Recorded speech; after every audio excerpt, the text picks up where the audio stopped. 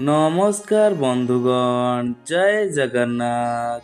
ଓଡ଼ିଆ ଅନୁଚିନ୍ତା ପ୍ଲସ୍କୁ ଆପଣମାନଙ୍କୁ ପୁଣି ଥରେ ସ୍ୱାଗତ ଜଣାଉଛି। ଆଜି ଆମେ ଜାଣିବା 15ଟି ଅନୁଚିନ୍ତା। ତେବେ ଆସନ୍ତୁ ବନ୍ଧୁଗଣ, ଭିଡ଼ିଓଟିକୁ ଆରମ୍ଭ କରିବା। ନମ୍ବର 1, ଯଦି ଆପଣଙ୍କ ଘରେ ସ୍ତ୍ରୀ ଲୋକମାନଙ୍କର ଏପରି ଅଭ୍ୟାସ ରହିଥାଏ ରାତିରେ ଅଇଁଠା ବାସନ ରଖି ଶୋଇବାର, ତାହେଲେ ଆଜି ହିଁ ସେହି ଅଭ୍ୟାସକୁ ଦୂରେଇ ଦିଅନ୍ତୁ। ଏପରି କରିବା ଦ୍ୱାରା ମା ଲକ୍ଷ୍ମୀ ଘରେ ରହିନଥାନ୍ତି ଏବଂ ଘରେ ସର୍ବଦା ଦୁଃଖ ଦାରିଦ୍ରତା ଲାଗି ରହିଥାଏ। ନମ୍ବର 2, ଯେଉଁ ଘରେ ଝାଡ଼ୁକୁ ଗୋଡ଼ରେ ମାରିଥାନ୍ତି ସେହି ଘରେ କେବେ ହେଲେ ମା ଲକ୍ଷ୍ମୀ ରହିନଥାନ୍ତି। ସେହି ଘରେ ସର୍ବଦା ଦୁଃଖ ଦୁର୍ଦ୍ଦଶା ଲାଗି ରହିଥାଏ। କୁହାଯାଏ ଝାଡ଼ୁରେ ମା ଲକ୍ଷ୍ମୀ ସ୍ୱୟଂ ବାସ କରିଥାନ୍ତି। ନମ୍ବର 3, ଯେଉଁ ଘରର ମହିଳାମାନେ ଗୋଇଠା ମାରି କବାଟ ଖୋଲନ୍ତି ବା ବନ୍ଦ କରିଥାନ୍ତି ସେହି ଘର ଉପରେ ମା ଲକ୍ଷ୍ମୀ କ୍ରୋଧ କରିଥାନ୍ତି। ସେହି ଘରେ କେବେ ହେଲେ ଟଙ୍କା ପଇସା ରହେ ନାହିଁ। ସବୁବେଳେ ଅଭାବ ଅନାଟନ ଦେଖା ଦେଇଥାଏ। ନମ୍ବର 4, ଯଦି କାହା ଘରେ ମହିଳାମାନେ କିମ୍ବା ଘର ପରିବାରର ଅନ୍ୟ କେହି ସଦସ୍ୟ ଦୁଆର ବନ୍ଧ ଉପରେ ବସି ଗପିବା କିମ୍ବା ଖାଦ୍ୟ ଖାଇଥାନ୍ତି, ତାହା ଘରର ବର୍ବାଦ ହେବାର କାରଣ ହୋଇଥାଏ। ହିନ୍ଦୁ ଧର୍ମରେ ଏପରି କରିବାକୁ ଅଶୁଭ ମନାଯାଏ। ତେବେ ଦୁଆର ବନ୍ଧ ଉପରେ କିମ୍ବା ପାଖରେ ବସି ଖାଇବା ଉଚିତ ନୁହେଁ। ନମ୍ବର 5, ଆପଣମାନେ ଧ୍ୟାନ ଦେବେ, ଭୁଲରେ ମଧ୍ୟ ସନ୍ଧ୍ୟା ସମୟରେ ଝାଡ଼ୁ କରିବେ ନାହିଁ। କେବଳ ପୂଜା କରିବା ସମୟରେ ହିଁ ଝାଡ଼ୁ କରିପାରିବେ, ଅନ୍ୟଥା ଅନ୍ୟ ସମୟରେ ଝାଡ଼ୁ ଦେବା ଉଚିତ ନୁହେଁ। ଏପରି କରିବା ଦ୍ୱାରା ଘରେ ଦୁଃଖ ଦୁର୍ଦ୍ଦଶା ଲାଗି ରହିଥାଏ। ଏହା ସହିତ ପରିବାର ସଦସ୍ୟମାନଙ୍କ ମଧ୍ୟରେ କଳହ ଲାଗି ରହିଥାଏ। ନମ୍ବର 6, ଯେଉଁ ନାରୀ ମୁହଁ ବନ୍ଦ କରି ହସୁଥାନ୍ତି ସେହି ନାରୀ କାମ ହାସଲ କରିବାରେ ମାହିର ହୋଇଥାନ୍ତି। ଏଭଳି ନାରୀ କେବେ ବି ଅନ୍ୟର ଭଲ ଚାହାନ୍ତି ନାହିଁ ଓ ଆପଣଙ୍କ ଗୁପ୍ତ କଥା ଅନ୍ୟମାନଙ୍କ ଆଗରେ ଯାଇ ବଖାଣିଥାନ୍ତି। ଏହି ମହିଳାମାନେ ବହୁତ ଚାଲାକ ହୋଇଥାନ୍ତି। ଏପରି ମହିଳାଙ୍କ ଠାରୁ ଦୂରେଇ ରହିବା ଉଚିତ ହୋଇଥାଏ। ନମ୍ବର 7, ଯେଉଁ ନାରୀ ଠୋ ଠୋ କରି ହସିବା ଓ ଚିଲେଇ ଚିଲେଇ ହସନ୍ତି, ଏଭଳି ମହିଳାମାନଙ୍କୁ ଦେଖିବା ମାତ୍ରେ ବନ୍ଧୁତା ସ୍ଥାପନ କରନ୍ତୁ।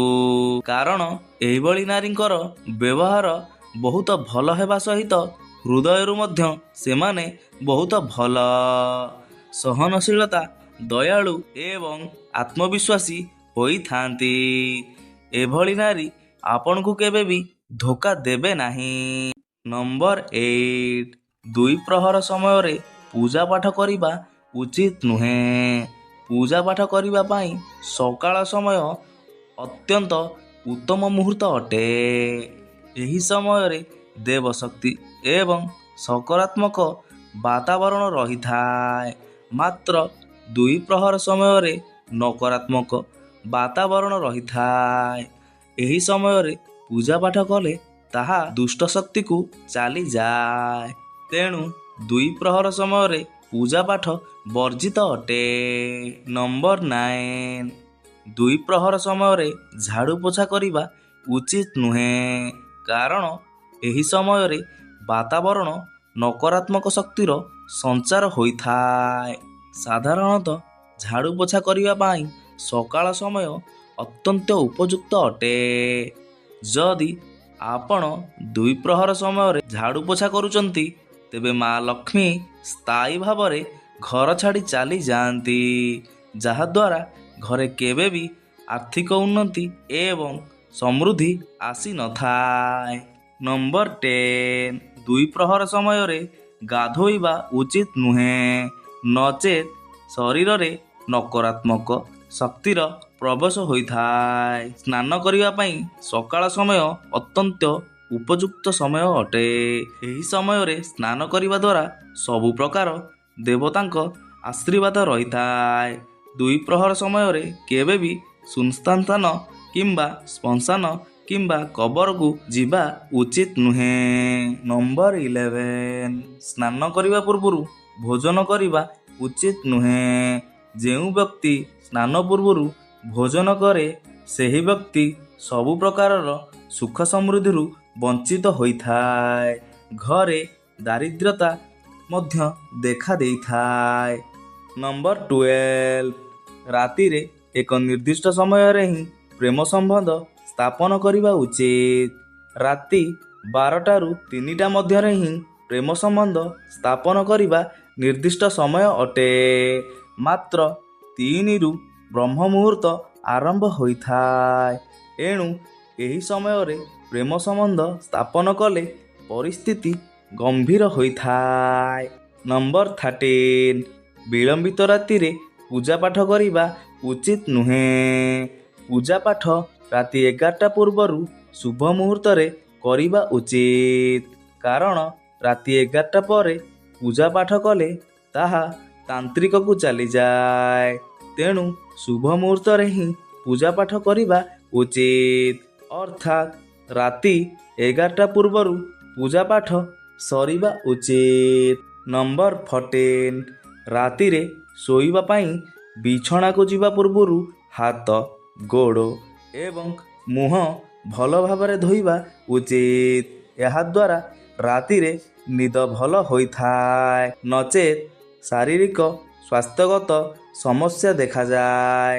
ନମ୍ବର 15 ରାତିରେ ଶୋଇବା ଅଧଘଣ୍ଟା ପୂର୍ବରୁ ହାଲକା ଗରମ କ୍ଷୀର ପିଇବା ଉଚିତ। କାରଣ ଏହା ସ୍ୱାସ୍ଥ୍ୟ ପାଇଁ ଉତ୍ତମ ହୋଇଥାଏ। ଏହାଦ୍ୱାରା ଶରୀରକୁ ଜରୁରୀ ପୋଷକ ତତ୍ତ୍ୱ ମିଳିଥାଏ। ଏହା ସହିତ ନିଦ୍ରାହୀନତାରୁ ଆରାମ ମିଳିଥାଏ। ବନ୍ଧୁଗଣ ଆଜି ପାଇଁ ଏତିକି।